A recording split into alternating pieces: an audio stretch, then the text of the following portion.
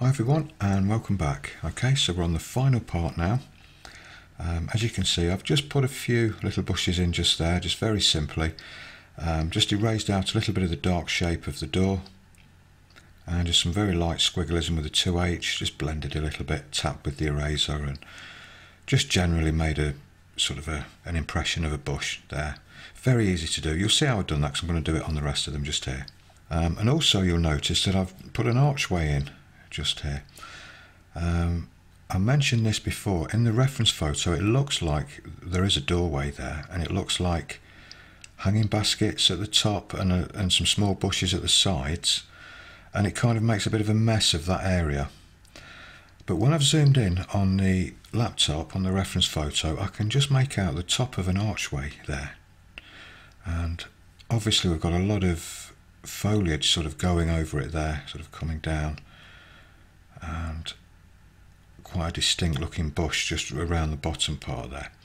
So what I'm going to do, just to keep things simple, is I'm going to, well, I've already drawn the archway in and I'm just going to put the lower bush in there so it kind of matches along with these, and then I'm going to leave the top. I'm not going to put those hanging baskets in or that foliage wherever it's coming from. I'm going to leave that out so I get more of a distinct sort of doorway there. Okay, so what I'm going to do first is I'm just going to get the eraser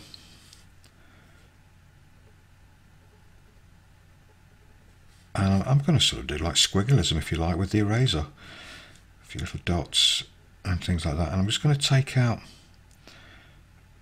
the shape of this lower bush.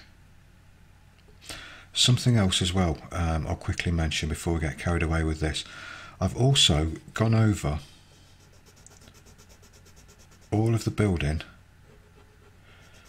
all of the white buildings, doing this with the eraser.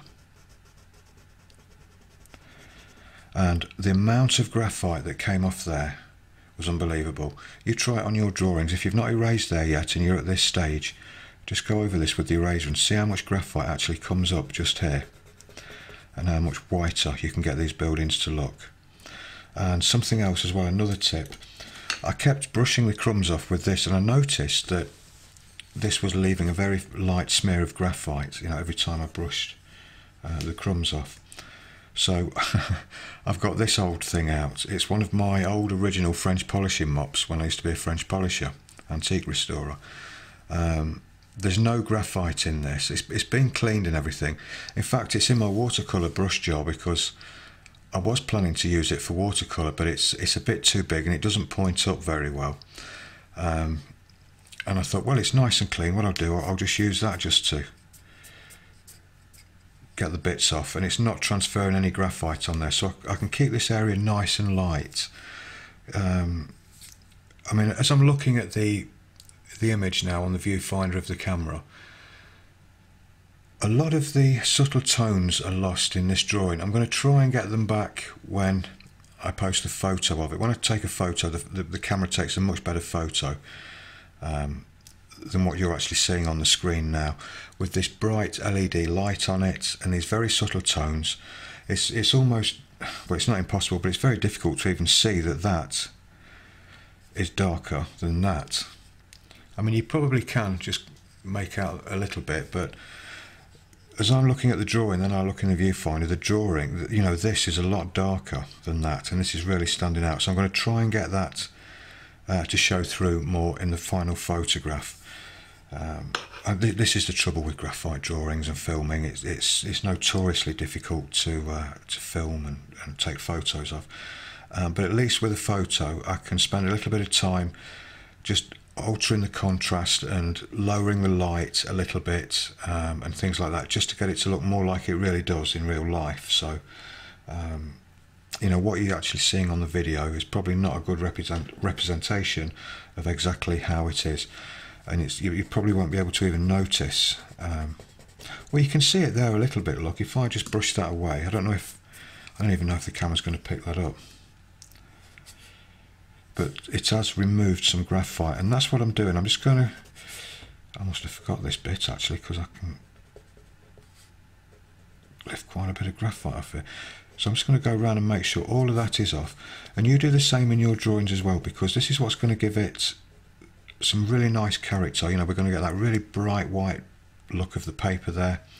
And you've probably had people say, oh, you know, nothing's ever bright white in the paper. Well, in my drawings it is.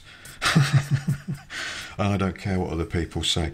You know, at the end of the day, that is white paint, isn't it, on a building, and the sun's shining on it. I mean, it doesn't get much brighter and whiter, really. I mean, it does. I mean, there is obviously a light tone over it, because if we look at the reference photo with the bright white grid lines going off over it, we can actually see the grid lines on top of this. So we know that this is actually a tone darker than pure brilliant white. But artistic license, we can have that pure brilliant white if we want to increase the effect of the picture and the depth of the picture, and more importantly, the contrast between the light and the dark we're building here. I think it will probably become more evident. The effect will probably show up a little bit more when we've got the foreground shadow in. So I think that's going to pull the whole thing together. But yeah, try and keep that as light as possible. You don't have to. I mean, you can put a light smear of graphite over there for maybe a more realistic look. But I think for more impact in the picture, to have that bright white will be a good thing. So we'll go back to erasing this bush shape out in the doorway there. Okay, something like that. Again, just a little. I wouldn't spend too long, you know, brushing this, because you really don't want to keep smudging graphite around at this stage. And I'll go in with a 2H. And well, actually no, I'm going to go straight in with an HB and just put the darker tones in there. Just light pressure just to start with.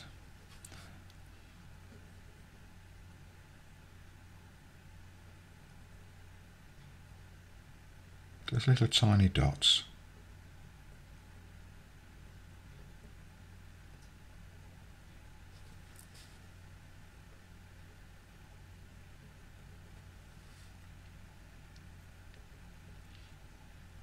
And then what we can do on the top part here is just pull down the shade.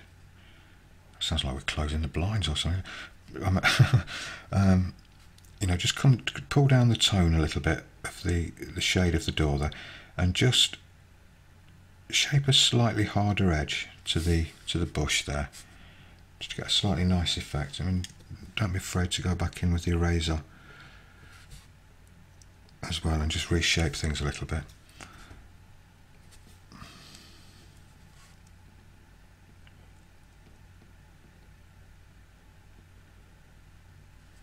So something like that. You can even go in with the point of a fine blender or a little micro brush and just tap, just to soften that back in a little bit.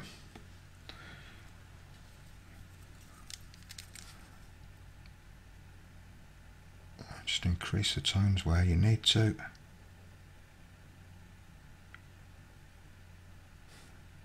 A little bit darker around the bottom there. Just something like that. And we don't need to erase out in this area for these bushes along here. We can just go straight in with the foliage. And we'll keep a separation between the shadow of the door, or the window in that case there, I think that's a window, that one, and the door just there. Just keep a light area of separation between them. We'll come back to that in a minute. But we'll just block this area in with just a little bit of texture just to start with.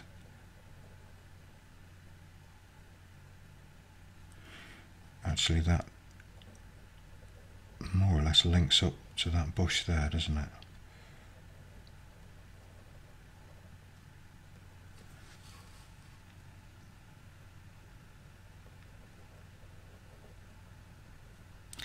I need to make these a little bit taller as well.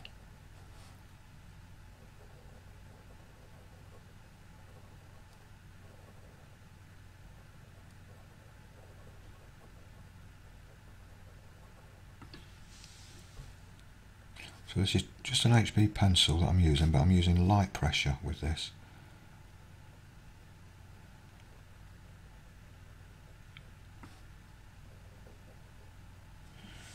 Okay, now that little light area of separation now, I need to extend that up a little bit more into the doorway or the window. So I'll just erase out a little bit more of that.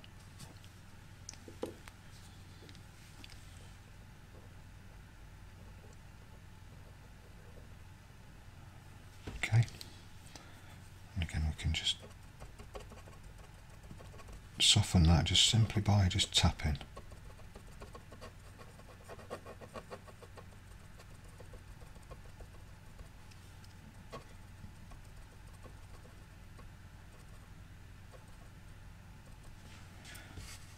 And then right on the top of that bush in the doorway, we'll just darken the doorway, and again just create a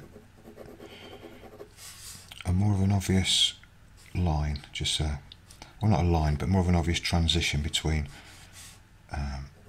the bush and the door. Again, you have to excuse my voice again tonight as well. I'm still not recovered yet from my man flu with my sore throat and everything, so I still sound a little bit groggy, so just excuse me if I cough or something. So you can see we've got a transition there now between the two, and that gives us the separation and just makes the bushes stand out a little bit. And we can just define the shapes of the bushes just a little bit more as well. If we want to, put a little bit of shade lower down. That might be a bit dark there. Whoops, the other way around. We'll just tap that.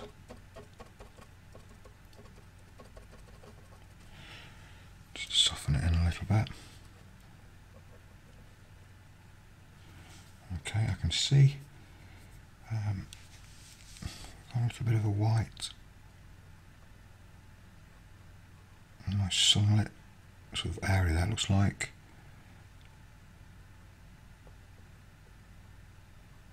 the path, or sort of well, yeah, I think it's the path, isn't it?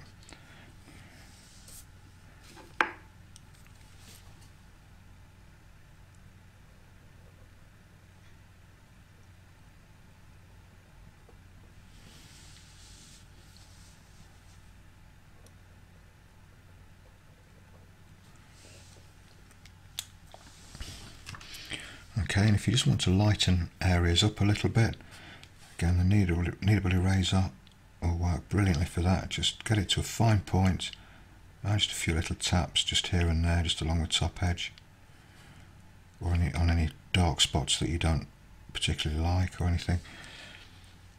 And then just tap that with the brush just to soften it back in a little bit, and that'll do. And this one just here that's overhanging on the garage, looks like we've got sort of a lower bush and then something that's sort of climbing up the wall there. So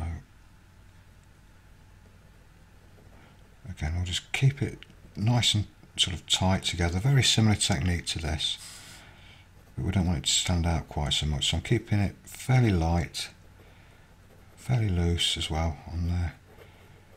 Well, not loose, but I'm keeping it tight together, but I'm not sort of, you know, doing an obvious shape like this. I'm just kind of trying to sort of a random looking plants there. And then we've got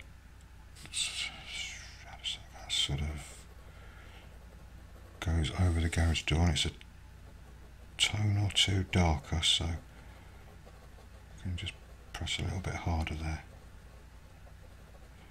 just to make that stand out. So it grows up this wall a little bit there.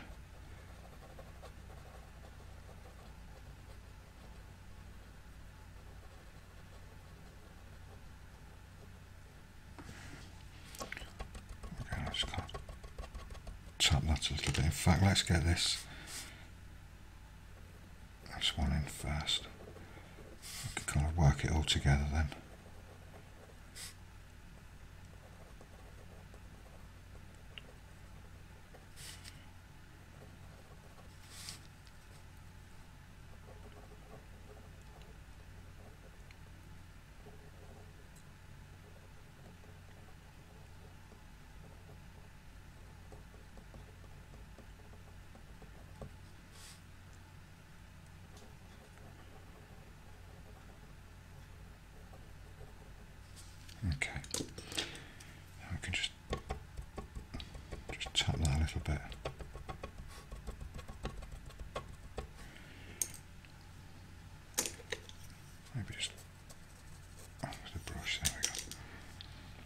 And with a needle eraser,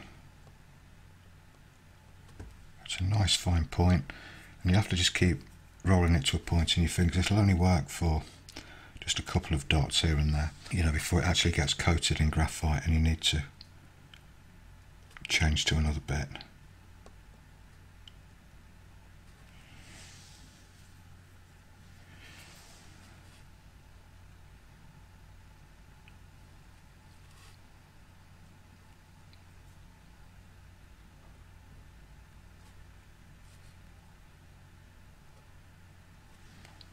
Okay, something like that, and then again with the brush just to tone it down a little bit. Just kind of just tap the brush over it just a little bit, just to soften it a bit.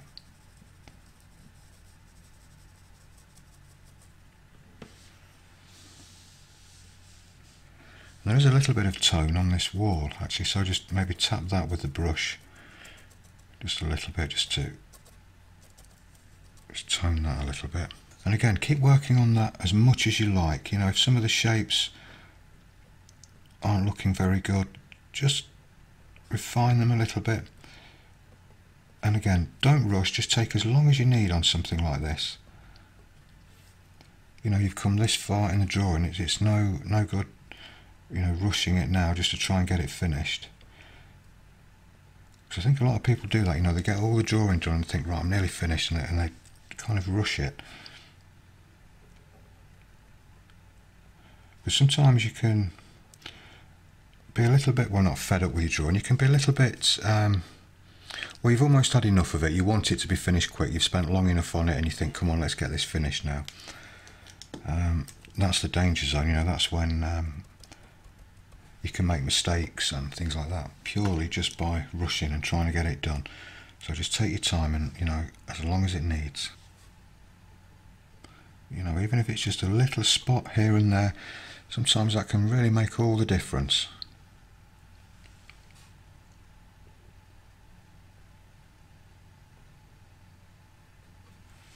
Again, I'm just going to make sure that I've got all the graphite off there. I want this wall just to stand out a little bit more. And this lighter section just here will be a nice sort of separator for those two pieces, and it'll help this just to stand out a little bit more. Okay, so again, I'll just make sure that I've not smeared any graphite over that.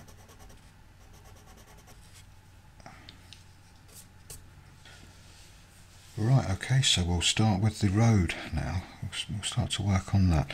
Now this area here is very light, and I'm thinking that maybe just the graphite that comes off your blender, off a dirty blending stump, will probably be enough for that. We've got a little bit of shadows or texture or something going across there, so let's start about there. Just very subtle lines in there.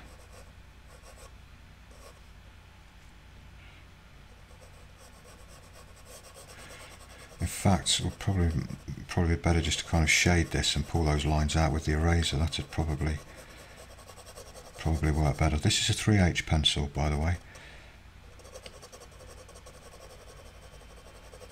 So we'll just put these subtle tones in with that.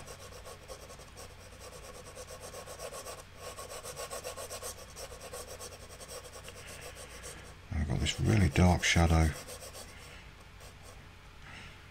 that falls all the way across the road there.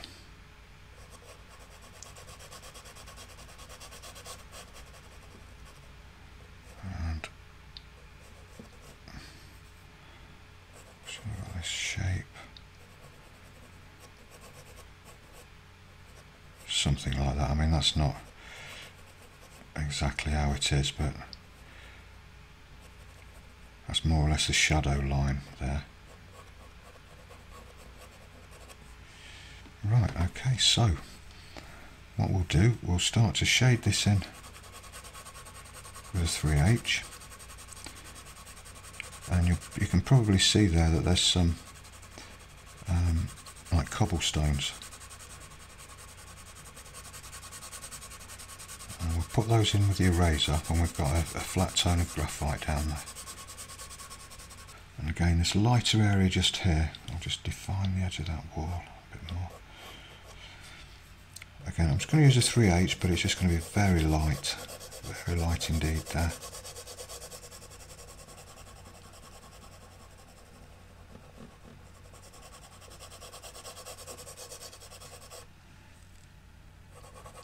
I can just increase the pressure a little bit on this darker shadow.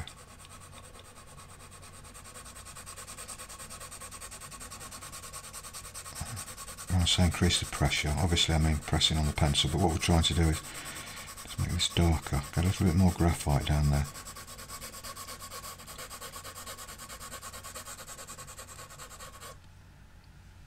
So as I'm looking at that tone there that I put in, I think that was a 3/8 that I put in there, so I kind of need about the same sort of thing here. And we'll blend that in. Oops, throwing my pencils around. We'll blend that in.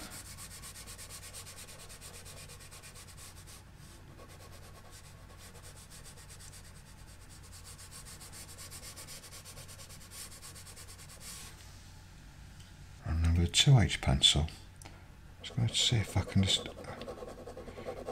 I'm thinking I might need an HB there. I think this will be okay, so I just want to see if I can just increase these tones a little bit more, because it's not all one flat tone. We can kind of see a lot of variation in tone there. It gets quite dark along this edge. Yeah, I think for some of these darker parts, I think an HB is going to be better.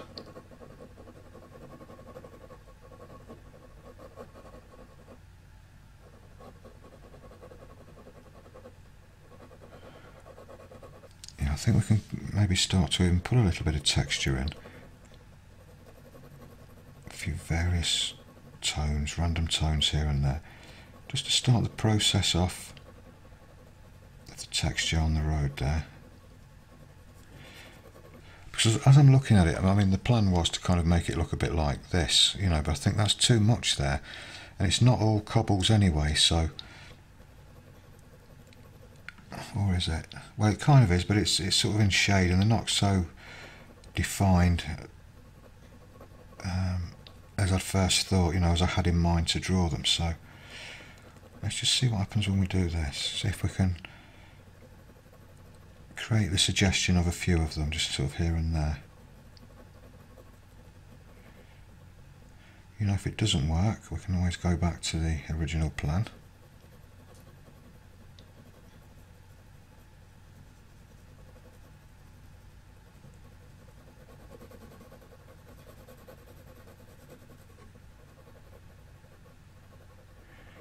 So I guess this is kind of a negative shading technique. You know, I'm drawing, instead of drawing the lighter cobbles in, I'm kind of imagining them there and like drawing round them, shading round,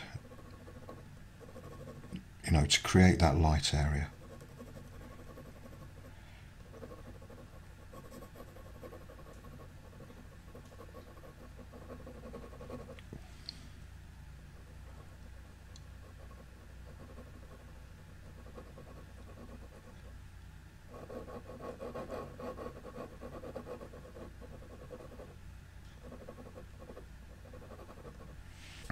Just brush that in a little bit.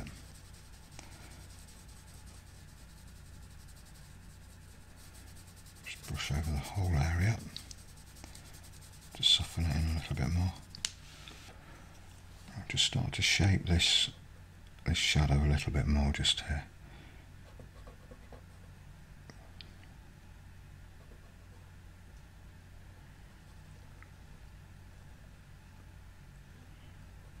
Okay, and then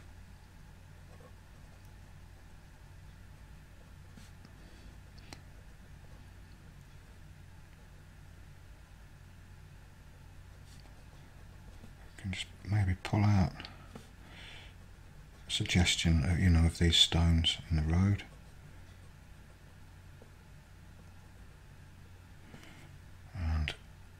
some of these lighter areas, like I've got one there, another one there, maybe that's a bit lighter there as well. Just light pressure with the eraser. It's almost just like shading with an eraser. Just imagine that's, you know, a white pencil and you're shading with a white pencil. We're just laying just the lightest touch down. It'll have the same effects as you're erasing. You know, it'll just lift just a little bit of graphite off.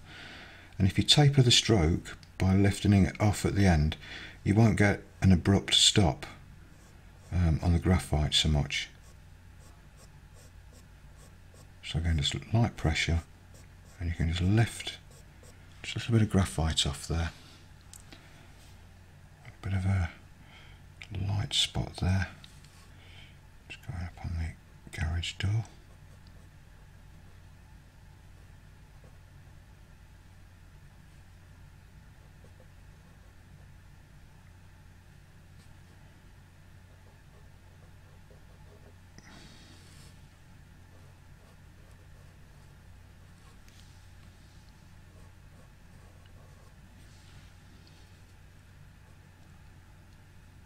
We've got a few little suggestions of maybe a few cobblestones there as well. So we'll just put those in and we'll just gently brush over that a little bit.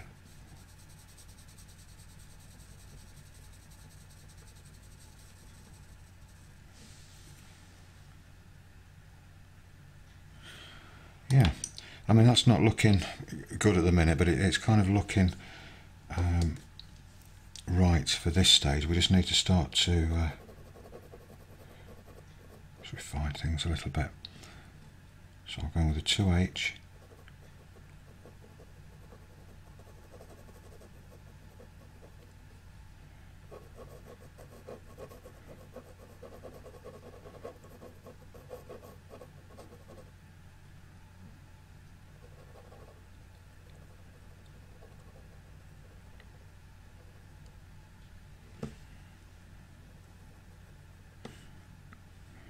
We'll just kind of,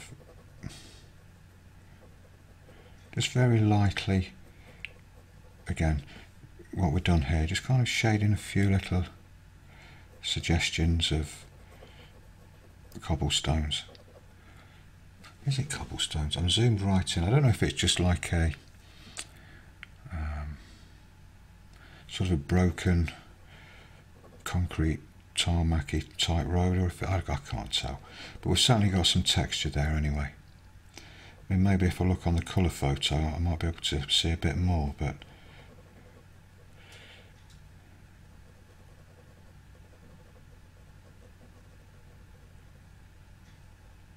I think this is doing the trick actually. I think this is going to look okay.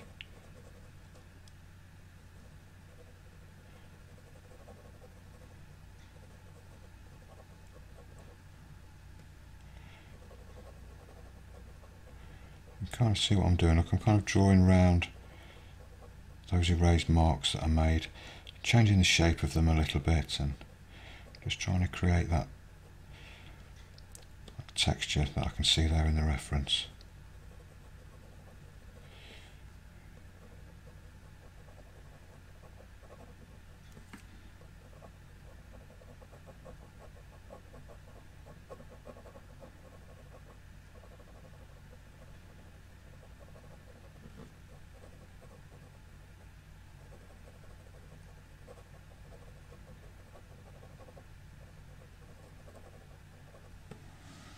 I think that's going to be absolutely fine. So you can see exactly what I've done there. I'm just kind of negative drawing around the shapes, creating, you know, shapes as I go. So we get this sort of effect.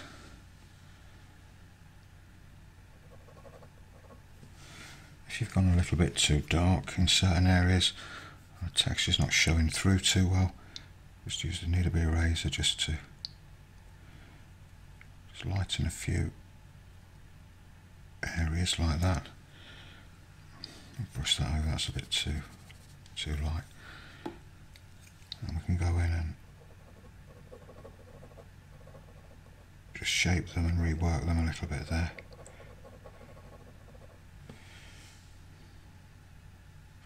Well, I don't think that looks too bad actually. I think that looks okay for the foreground. Maybe just a bit darker.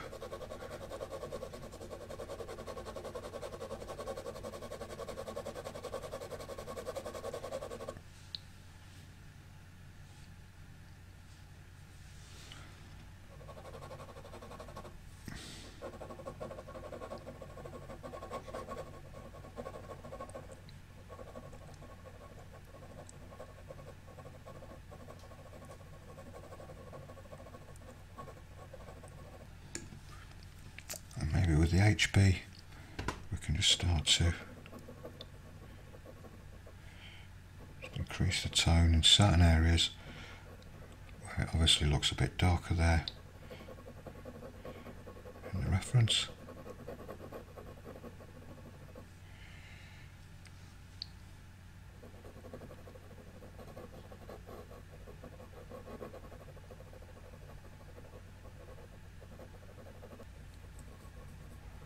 It's just a case now just playing around with these tones, just being very subtle, looking for all the subtle mid-tones that you can see there in those tones.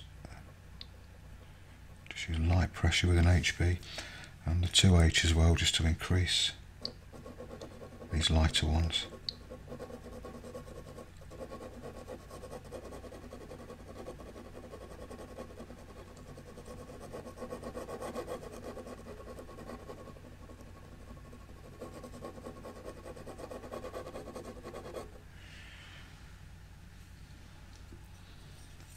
Just brush those a little bit more.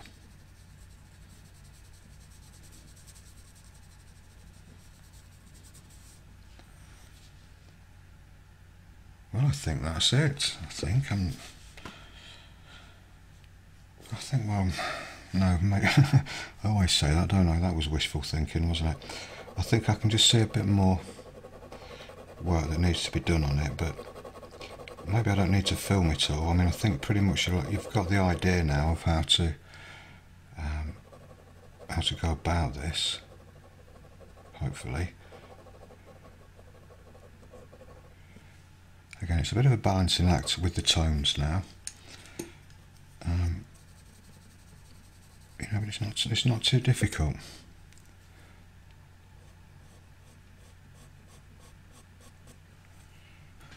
Yeah, so I think I'm going to leave it at that actually.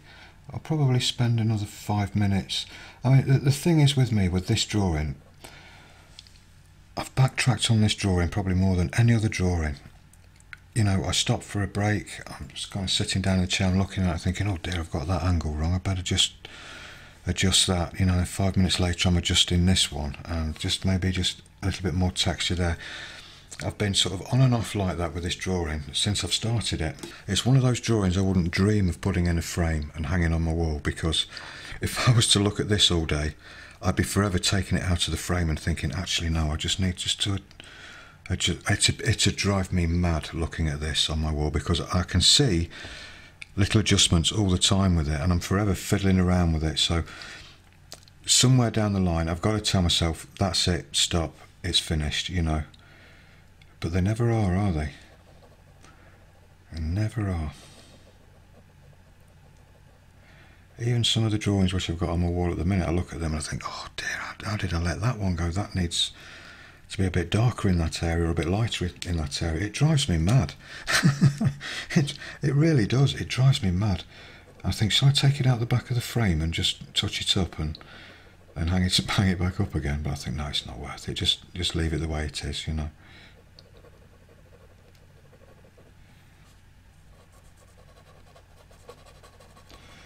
But yeah, there definitely comes a point where we have to say, that's it, stop, just leave it at that now. And you know, I'm looking now thinking, what else can I do, what else can I do? It's not like I'm looking at it thinking, right, I need to do this, that and the other. I haven't got a clue what needs doing, but I'm looking for it. So that's probably a good sign that your drawing's finished. but there's always bound to be something you notice, particularly when you walk away from your drawing, go and have a drink, come back and look at it, maybe in a different light, or if it's tilted up more to 90-degree angle and you're standing a little bit further away from it than what you normally are when you're at the desk drawing. Something might just look at you and think that needs changing, Always the case, always the case. Well, it is with me. I'm sure it's the same for a lot of people though. There's always little refinements that you can just keep doing. Okay, so what I'm going to do, I'm going to say that's it, finished, completely finished for now, for this video series anyway, but I may just, tweak a few little things here and there. I doubt if you'll even notice, when I take the photo of it. But another good thing I like to do is peel the tape off at the end and see that nice white border around it. That really helps you to see, the finished picture, and to decide if anything else needs doing. Now I should really comment on the paper, this new paper, shouldn't I? Yeah, that stuck to my finger, I can't get it off, that's it. To be honest with you, it's a really good paper. Although textured papers are not my thing, I always tend to go for the smoother papers, not Bristol boards, or I don't like Bristol boards at all. But the more sort of smooth medium textured papers seem to be my personal preference. But this, I've noticed that this is probably the strongest, toughest paper I've ever worked on. There's some areas in here which I've really, gone in hard with the pencil and erased it and really destroyed the grain. But it's stood everything that I've thrown up at it. It's not ripped, it's not left any unsightly marks where I've erased and then tried to lightly shade over, like some papers do. But that's what a cotton paper's like. Cotton is very, very strong paper. It's the same with cotton papers with watercolour. You can get away with scrubbing them and lifting paint off them far more than you can wood pulp papers and things like that. So yeah, cotton papers, I highly recommend them. I mean, maybe, I don't know, maybe if Stonehenge do, I don't know if they do or not, maybe somebody knows who uses this paper. I don't know if Stonehenge actually do a range of different textures on the papers. I don't know, I'll have to look into it, because it's a really nice paper, really nice quality, one of the best quality papers I've ever used. It's just that the texture is just a little bit on the rough side for everyday use for me, but this one is certainly going to be a regular for me. I should say generally I use, if we're talking percentages, I'm probably 85% smooth heavyweight paper, the Daily Rowney, and the rest occasional use for very textured papers and things like that, or even a Bristol board, just occasionally if I feel like it. But yeah, I do highly recommend this paper, and thanks again to Gabor for sending me these samples. You have no idea how much I appreciate things like that. It brings something to the community as well, not just for me, because we can all kind of see the results we get now on this paper, and we can all kind of learn from the experience, and you can kind of judge from this picture if that paper is going to be suitable for what you do. So it's thank you, Gabor, and what a great community of people we've got here, that we all sort of help each other and share this advice and all these tips and everything. But anyway, there's the finished drawing. I can really see now the tone of this building compared to that. That still looks duller than the outline. So it is, a coarser paper. It's taken some graphite, which is not lifted off completely cleanly, but I think that looks okay. I think it looks quite natural, and I'm very pleased with the drawing actually. It's not often I do scenes like this. I'm not one for angles and complicated perspectives and things like that, but occasionally I just like to do them, particularly when it's a really nice scene like this, somewhere I'd like to be, a street I'd like to walk down, the sun's shining, it's a lovely peaceful street there, and I just thought what a lovely scene to draw. So I hope you have fun with this one too, and I certainly hope you have a go at it. I think what the biggest problem is going to be for most of you are all the angles. But just do the best you can. It'll be really good practice for you, you know, to do something like this. And please feel free to use the point perspective method, you know, with the converging lines that all go to a vanishing point on the horizon line. However you get your results, do it. Just do it. Whatever it takes, you just do it. You know, you don't have to use the grid method just because I use it. You know, however you get that line drawing down, if it's tracing, it doesn't matter. I fully support tracing. I'm not one of these people that say it's cheating or anything like that. If you want to trace this because it's going to help you, you trace it. You know, that's absolutely fine. So however you get that line drawing down, just get it down. And the shading I thought was going to be a lot more complicated, you know, to balance these tones, but there was a lot more leeway in it than what I thought. Once I'd got a few of the basic tones in, everything just kind of fell into place, you know. It just kind of follows on naturally. You know, so don't stress out too much and think, oh, these, you know, subtle mid-tones, I'll never be able to balance all those up. You will. It really isn't as hard as it looks. It really isn't. And some of the tones in this drawing aren't that accurate to the reference photo either. Some of them do need adjusting, but I still think the picture works as it is, so, you know, I'm quite happy to leave it there.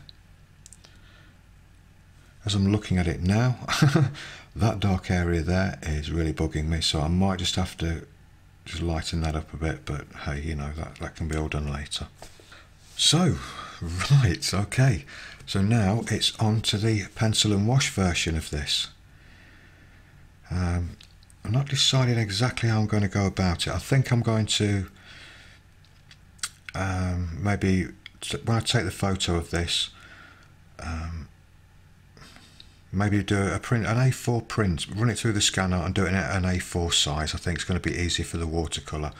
And then once I've done an A4 print of this, I can then trace over it all the line drawing, everything, and you know, and then I can film all the shading part. And well, in fact, I might not film the shading part. I might just show that and just explain how I've done it. But you've probably had enough of this picture already, so I won't show any more drawing involved. But we will be drawing some comparisons between a finished graphite drawing and the drawing that I actually do for a pencil and wash. We're going to put them side by side before I actually put the paint on here, or on the other one, not on this one. And we'll have a bit of a discussion, and I'll show you the way I think about things and my approach to it, and why I do what I do, you know, for pencil and wash, and why I don't do anything like that when I'm doing a line drawing, and vice versa. So we can get all that sorted out as well. Okay, so thanks very much for washing. Well, thank you very much for your cleanliness if you have washed, but I meant to say watching. So thanks very much for watching, and I'll see you in the next one. Bye for now.